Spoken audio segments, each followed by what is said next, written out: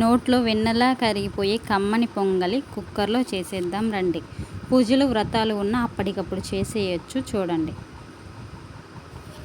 చూస్తేనే నోట్లో నీళ్ళు ఊరుతున్నాయి. నేను ఇక్కడ 2 టీ గ్లాస్ ఆఫ్ పెసరపప్పు తీసుకున్నాను. వీటిని 2 టైమ్స్ వాష్ చేశాను.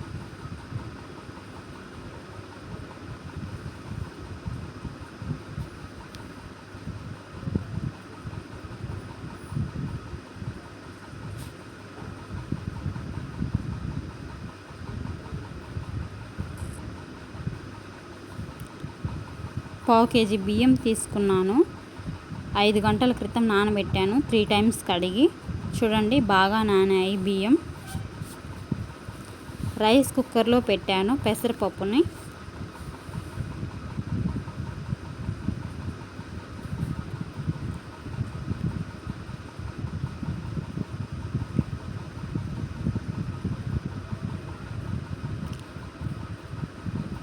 నాకు పెసరపప్పు ఉడకడానికి 10 మినిట్స్ పట్టిందండి.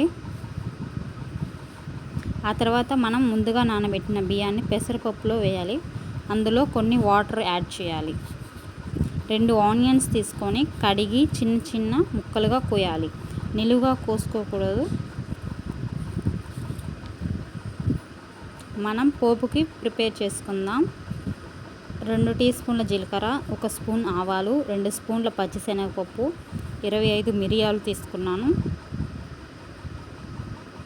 పోపుకి ఇవి యాడ్ చేస్తే బాగుంటుందండి.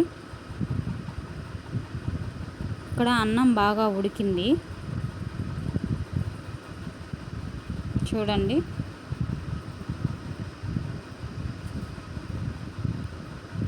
ఆనియన్స్, పచ్చిమిరపకాయలు తరిగి పక్కన పెట్టుకోవాలి. 5 మిరియాలని దంచి ఉడికే అన్నంలో వేయాలి. అప్పుడు ఫ్లేవర్ బాగుంటుంది. 1 స్పూన్ ఉప్పు వేయాలి. బాగా కలియదిప్పాలి.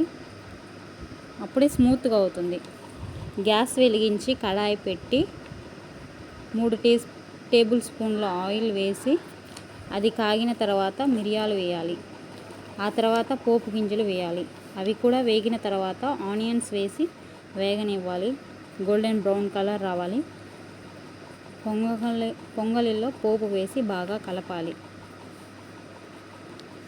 రెడీ అయింది కమ్మనైన పప్పు పొంగలి. పప్పు పొంగల్లోకి పల్లీల chutney perfect combination. Ready to eat అండి. Thanks for watching. Please subscribe my channel friends.